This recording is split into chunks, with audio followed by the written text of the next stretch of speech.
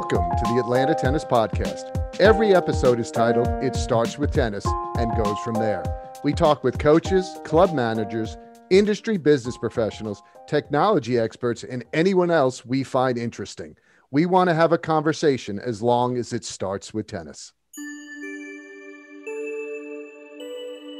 Hey, this is Shaun with the Atlanta Tennis Podcast, powered by GoTennis. Check out our calendar of Metro Atlanta tennis events at letsgotennis.com, where you can also find deals on equipment, apparel, and members get 10% off our shop. So get yourself an Atlanta Tennis Monsters shirt. I've got mine, and I wear it all the time. In this episode, we talk to Jonathan Hart, who is raising money to take some kids from Atlanta all the way to the U.S. Open. The GoFundMe link is in the show notes, so go donate and then have a listen and let us know what you think.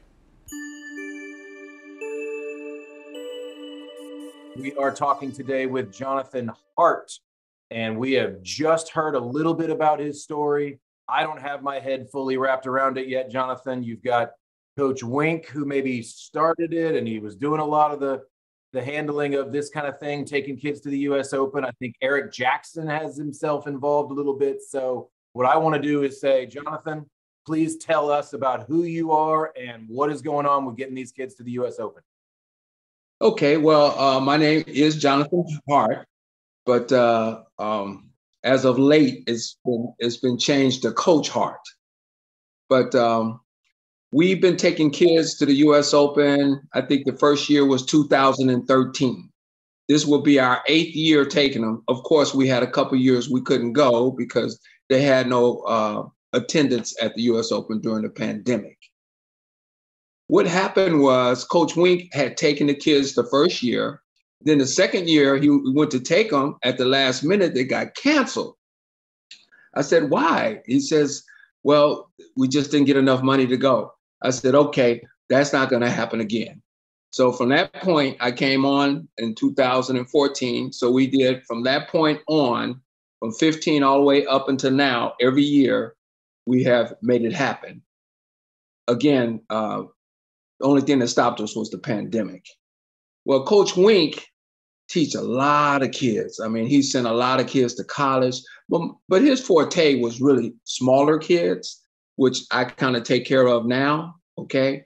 But this guy was a gem. I mean, he just affects so many lives. And you know when you're dealing with the smaller kid, you know you're doing some mentoring, big time, you know? So, and I mean, just to keep them focused is a job. But yeah, so that's how it got started. And it just got bigger and bigger and better and better. And this year we're trying to make it bigger and better than ever, you know, in his memory. So yeah, that's how it got started, and that's how I got involved. Okay, so you were helping raise funds. That was kind of your role. At first, all I did was sponsor and raise funds. Okay, and then I would go on the trip and manage during the trip. Okay, so I'm kind of good with kids and getting them all together. And when you look at the video, that's me on there getting everybody all hyped up and what have you. So that's what I would do. Because me, I'm a player. You see all these awards, I'm a national player. I travel all over the country playing tennis. That's what I like to do. But like I said, here recent in this last year or so, I'm doing a lot of coaching.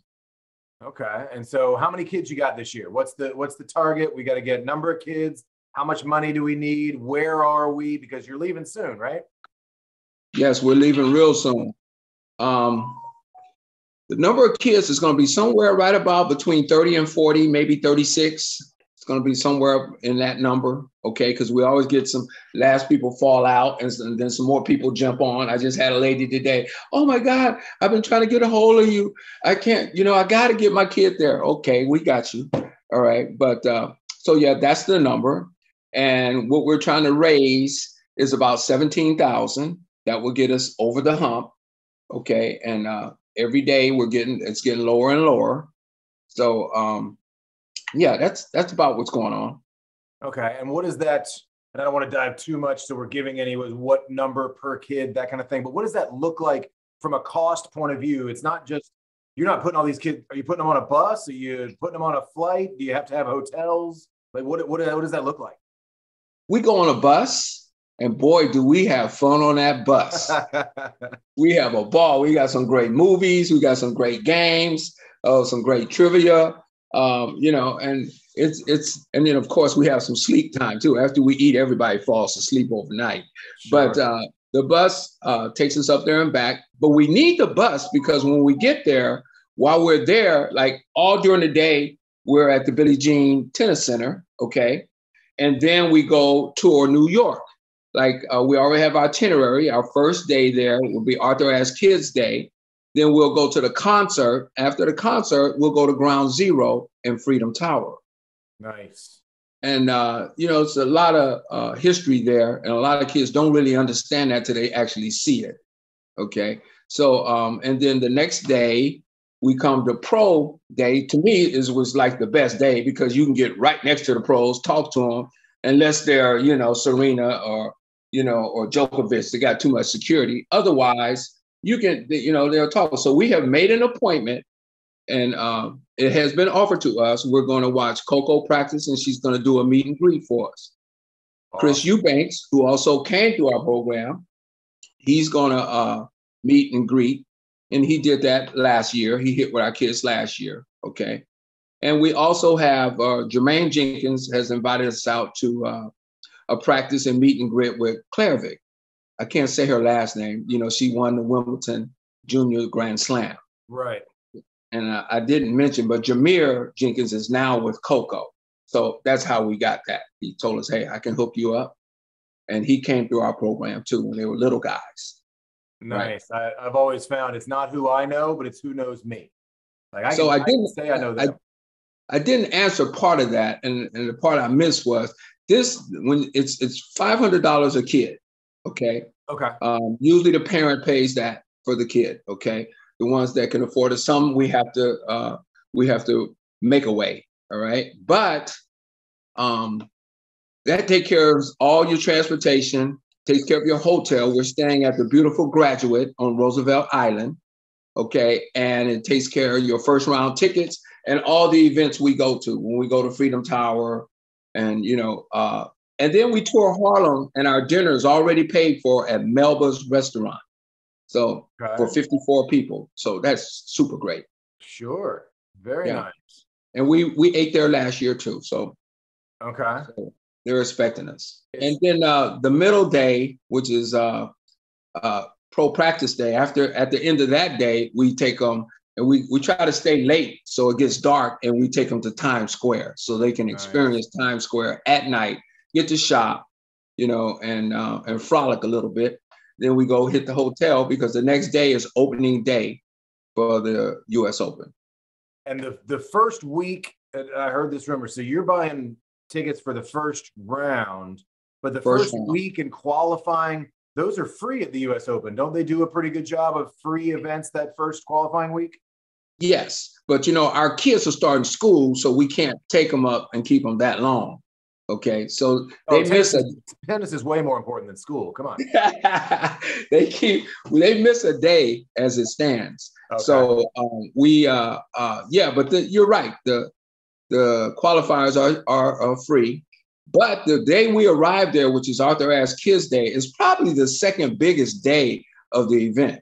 It is crazy. It's a madhouse. And it was great for us last year because, like I say, Chris Eubanks hit with some of our kids. I think I sent you the video. If not, I'll send it to you. Yeah. And that's the kind of experience you can have if you get on the bus with us and go up there. That's the kind of thing that can happen for you. I like it. And this is, so you have some families that pay for it, meaning if I have $500, I can send my kid. But if I don't have, let's say I don't have my own kid, or if I'm looking at donating, I'm trying to figure out how to help you raise the funds and say, okay, I want to sponsor a kid. It's $500, but you know what? Everybody's got $10, which is really how you make something like this happen, is getting more people giving what's in their pocket right now that they can really, not everybody has a $500 to give. Right. And that's what you see on our GoFundMe. You see some people donate $500, $200, $10, $25. The average is about 40 or 50. Okay. But after we collect all the fees from the parents and chaperones who want to pay to go too, also, because that's a really cheap price to go to New York and stay there and get all that for $500. And the guy from New York definitely knows that. Yeah, so after we collect all the fees, that's about 2/3 of what it costs. So then we need to have sponsorship and other money to make everything else happen. Gotcha. And you get to talk to, as we spoke earlier, you've got some businesses involved, some local businesses that help out, and other funding. Yes, we have one couple sponsors already. Our sponsorships, the platinum is $5,000, our gold is $3,000, and the silver is $1,000. We had one business come in at $3,000. The city of Atlanta is also sponsors. We're waiting to hear from the mayor's office, but we got city councilman. I got to shoot him out his props. Byron Amos, Councilman Amos. We like He's that guy. sponsoring $4,000. Constituent Services, I met with them yesterday. They asked me to send them a overnight letter. I did that, so maybe they will give us some more. And but we met with several businesses yesterday, and the next few days, I'm expecting some of them to come in. Nice. So what's the offer there? And Bobby's got a little more experience with the sponsorship side of things than I do, but looking at numbers and looking at a business as an example, if we were to come in and say, hey, we'd like to help you with this event, a business is going to sometimes just say, here's some money, we love to help kids. But also there's an exposure that those businesses are, where's my logo go? And when do I get my backlink to my website for my SEO? Do you have answers to some of those questions in a package that you hand out, or how does that work? Yeah, I have all those answers. They're in the package, but since we're talking on the podcast now, we're a 501c3. Okay, so it's a tax write-off available for you. Okay, we will put you on all our social media. We will also thank you. The kids will thank you on video. And so your T-shirt will be there because we're going to get a lot of video coverage when we're with Coco and Chris especially, probably Clairvik too. Actually, one of our kids, she's about 17, I think. One of our kids is supposed to actually hit with Clairvik. So that would be fantastic. Oh, yeah. She's very good. Her name is Cherish. I can't remember Cherish's last name, but she's a baller. So, but the businesses, they get all the bells and whistles that we can provide. Gotcha. Yeah, because sometimes the numbers, they say, okay, well, my logo's on the back of the shirt. You get all those questions, but say, look, we're going to do videos. We're putting it out on social media, which seems to be a thing that everybody likes because we like to connect. We like that engagement. And everybody likes to see kids happy and watching tennis. Yes. Like we just can't wait to thank GoTennis when we get this done. We can't wait. Well, we're looking at trying to figure out how to get involved as well. Right now, I'm in the back counting how many hats I have. I'm like, okay, can we get all the kids in hats? What does that look like? Okay.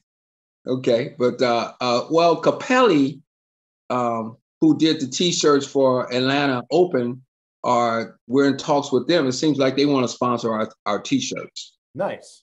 I hope to confirm that today. But they have reached out to us and we have been talking. Nice. Because we're a really big presence. They expect us every year. When you got 40 to 60 people and we're chanting, the whole stadium stops and look right at us. They always put us on the Trinitron.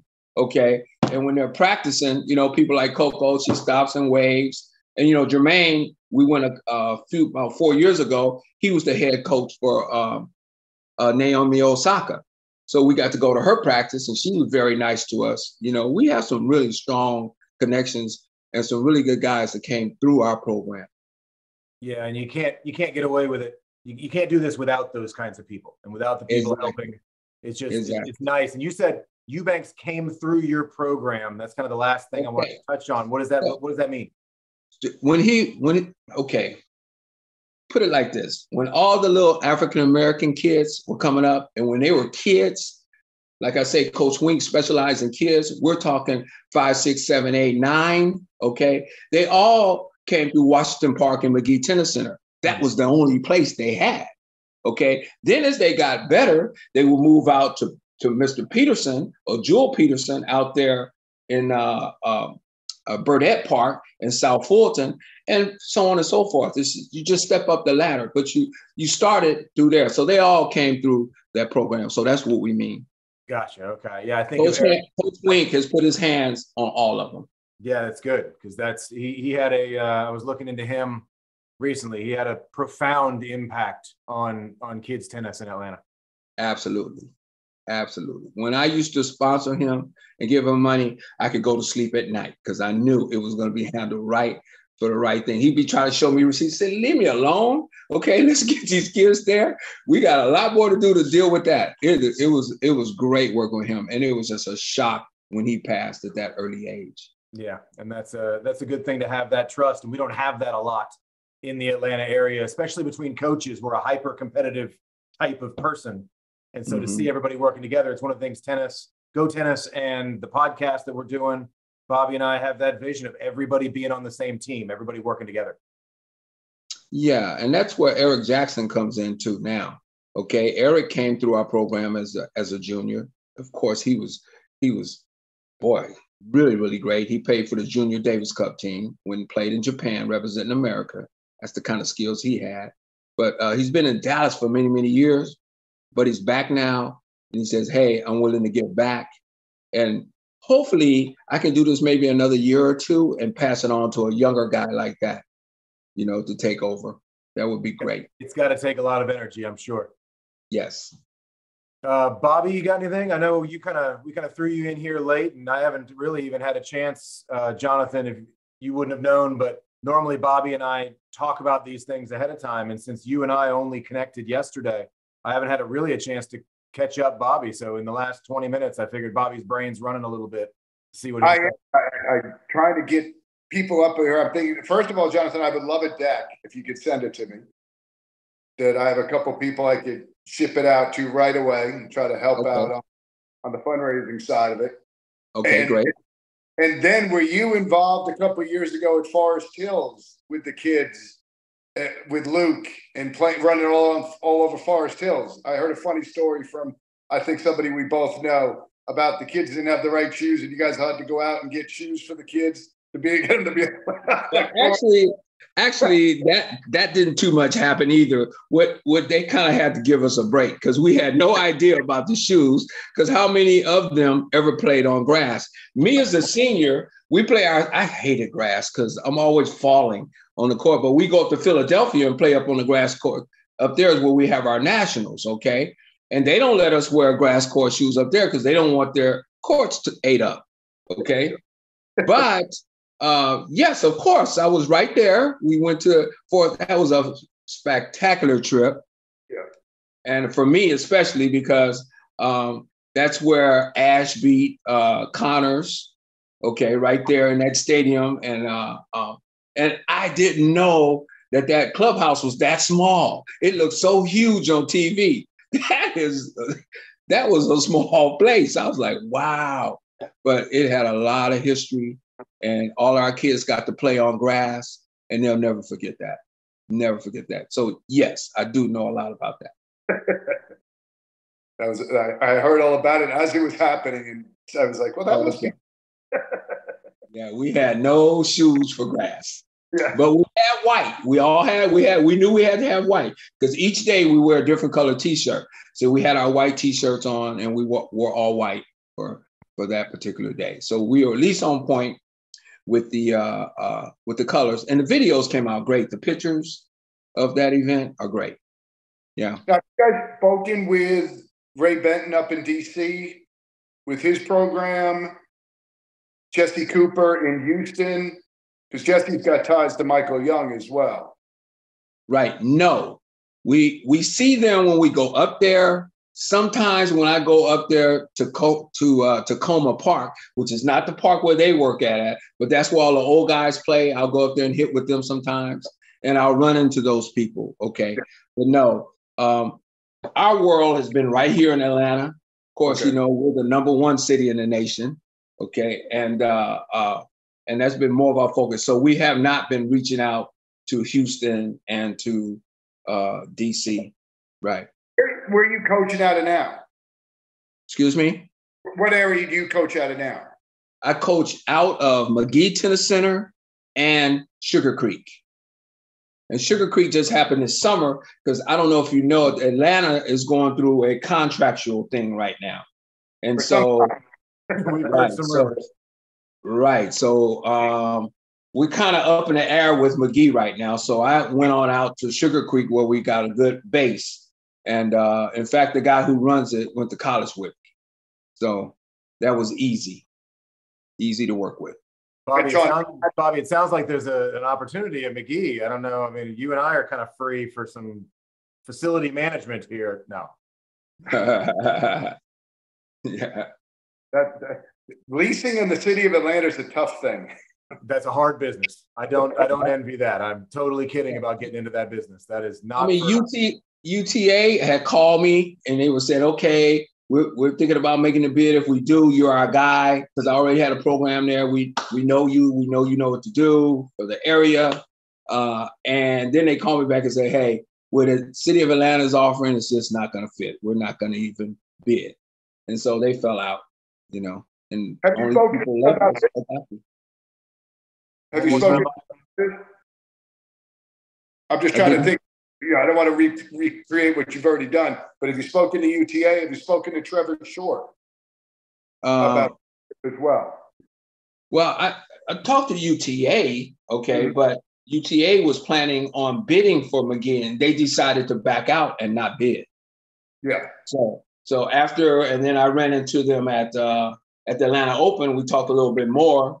You know, we had hit a couple times, and yeah, so I think he's got his knee replacement, half replaced. So he was telling me about that because I might need to get mine done. We're all thinking about stuff like that. Bobby, do me a favor. Will you lean forward, like sit up straight, so you're just far enough away that your mic's kicking out as you go.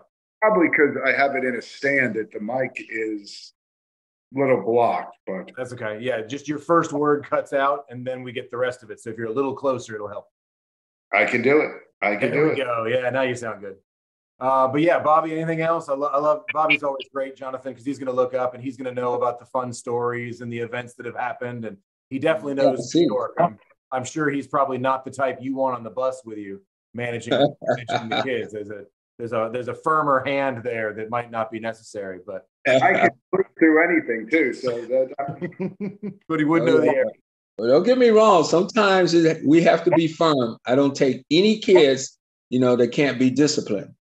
That could be a problem. So we kind of select our kids. Got to be about 16, 17, maybe 18 hours. So it's not a short trip. So it's 15, 16. Yeah. And they're excited to get there. So, but they're going to be. It's tough because you're just the sheer adrenaline of what you're getting into. But the good news is the beginning of the trip is easy, and it's the shortest distance is the worst. Once you get on the Jersey Turnpike, it's brutal. Delaware. It is brutal. When we stop in the morning and in New Jersey, right? Not far from the Meadowlands, we stop, okay? And we have breakfast and freshen up and put on our T-shirts because we're headed to Arthur Ashe Kids Day, okay?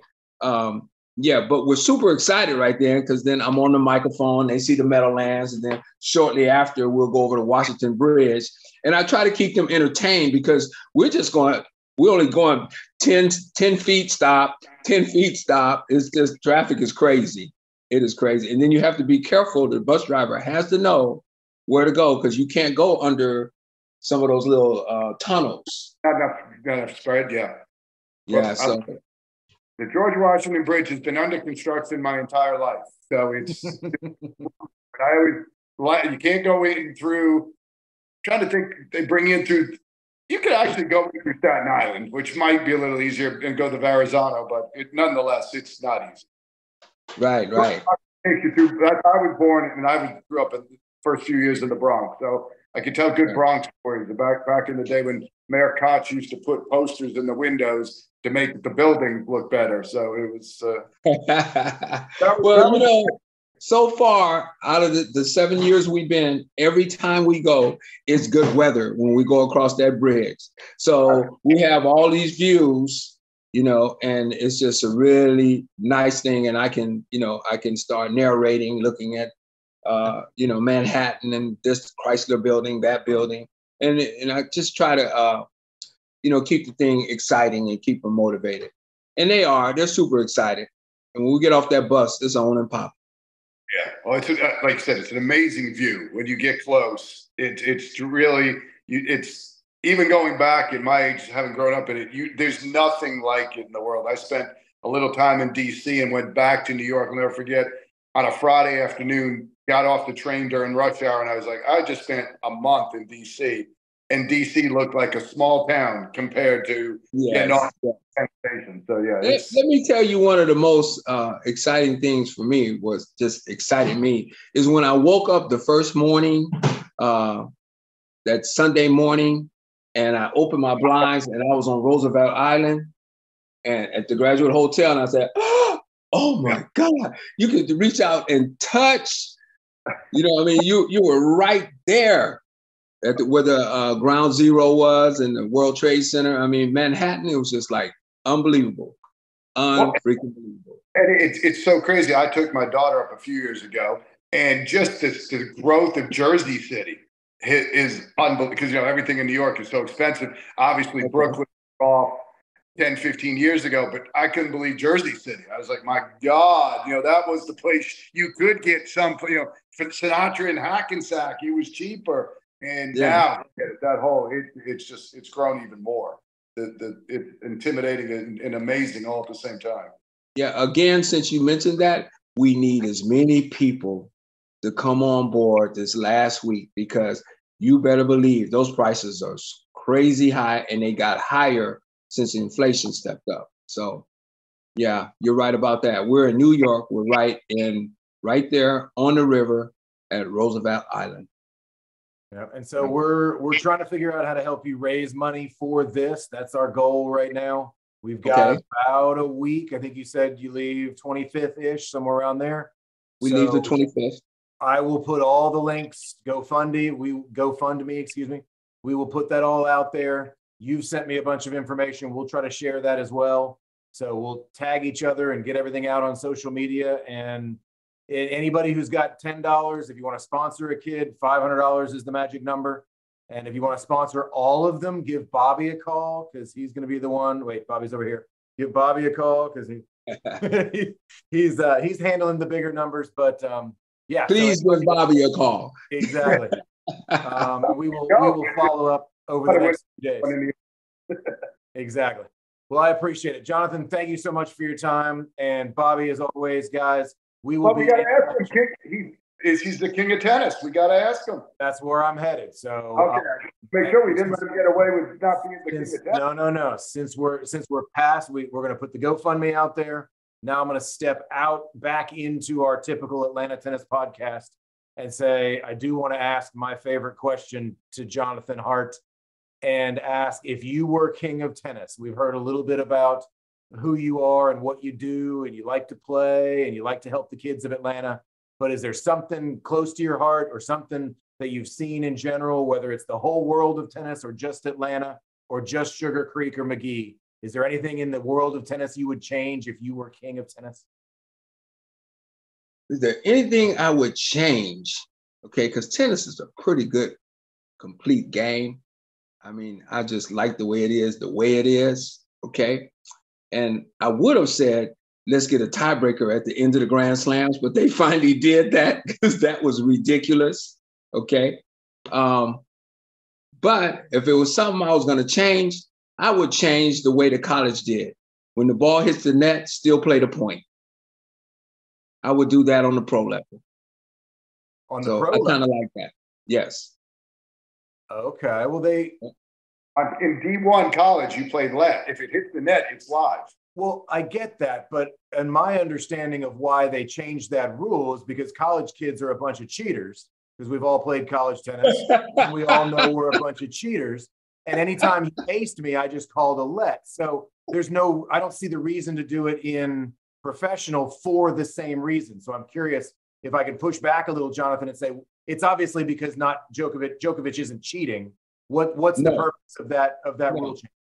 I like the way it keeps things flowing, okay? And it's the when it happens, like, oh, all of a sudden you got to react to it, and then you got to play your point differently, okay? So I just like the way that happens. And I played it a couple of times, and I says, okay, all right, it's in the equation. It's another thing added to the equation. So that's why I like it. Yeah. I like it. That's good. Not for the cheating. Different from the college players being a bunch of cheaters. I mean, you're saying cheating, but even the pros get the calls wrong sometimes. So this is true. It is what it is. It's part of the game. But I really want it to be out. Isn't that enough if I just want the ball to be out? You guys just have fun doing this podcast, huh? Okay. Why else do it, Jonathan? Why else do it? And That's right. We don't take ourselves too seriously. We just try to help Atlanta tennis and trying to do for you as much as we can for the kids. And all right. We'll get everything out there that we can. I'll follow up with you after this. We'll put this out audio only on all the podcast apps that goes out. I'll get that out in the next couple of days to make sure everybody that follows us there will see it. I'll clean it up a little bit, see if I can make Bobby sound good. We'll figure something out. I'll introduce. You have Jonathan's contact information, because this is something, I know you were alluding to something I did a long time ago. And this is something that I have a great interest in. And so I'd like to be able to help out. And I know we're under the gun this year, but, get us running for next year as well. Sounds good. Sounds very good. I'll call everybody after this, and we'll make it all happen. Jonathan Hart, thank you so much. We'll talk soon. Thank you, Shaun. Thank you, Bobby. Take care.